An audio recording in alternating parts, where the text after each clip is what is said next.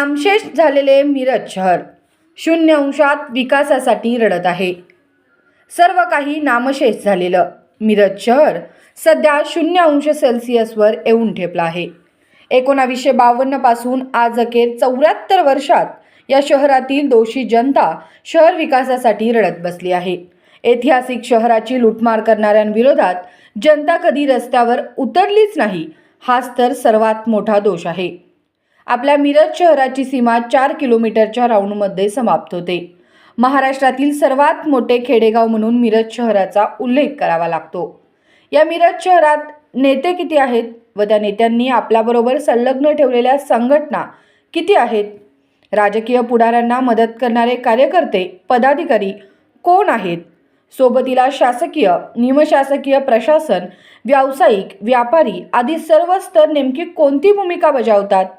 या शहराची साखळी कशी चालवली जात आहे त्याचा खोलवर विचार केला तर मिरज शहराला कोणताच अर्थ उरत नाही. आपल्या मिरज शहरामध्ये ख्वाजा बाबांचा प्रसिद्ध दर्गा, जन्यासाब व 12 इमाम दर्गा व ईदगाह मैदान, नकटी विहीर, हैदर खान विहीर आहे.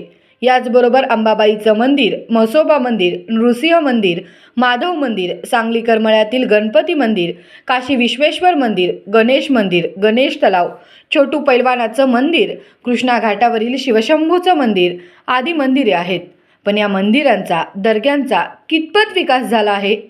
त्याचबरोबर लक्ष्मी मार्केटची इमारत, टाउन हॉलची चावडी, सरकारी दवाखाना, हंसप्रभा थिएटर म्हणजे बालगंधर्व नाट्यगृह, अमर खड्डा म्हणजे छत्रपती शिवाजी क्रीडांगण, मिरची बाजार, लोणी बाजार, तांदूळ मार्केट, भाजी मंडई, मटण मंडई, गेस्ट हाऊस, कृष्णा नदी घाट, रेल्वे जंक्शन, मराठे मिल, औद्योगिक वसाहत, वैद्यकीय व्यवसाय, वैद्यकीय शिक्षण, तंतुवाद्य निर्मिती, भुईकोट किल्ला, मिशन हॉस्पिटल, सिव्हिल हॉस्पिटल, शहरातील रस्ते, शहराचं टाउन प्लॅनिंग, रस्ते हस्तांतरण आदीबाबतची माहिती अभ्यासली तर लूटमारीचं वास्तव निश्चित दिसून येईल.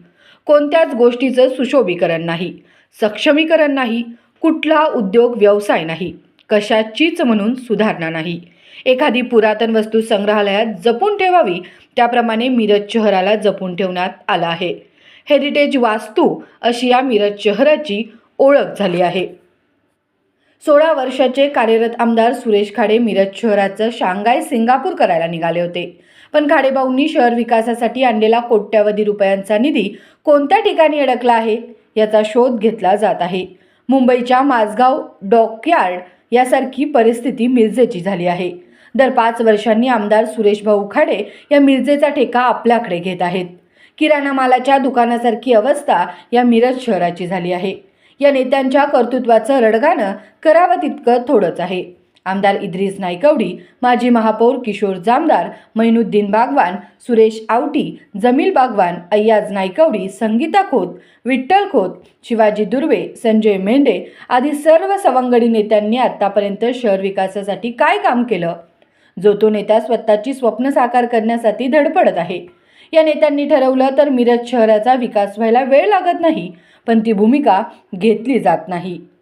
या शहरातील संघटना देखील काय काम करत आहेत हा प्रश्न देखील तितकाच महत्त्वाचा आहे.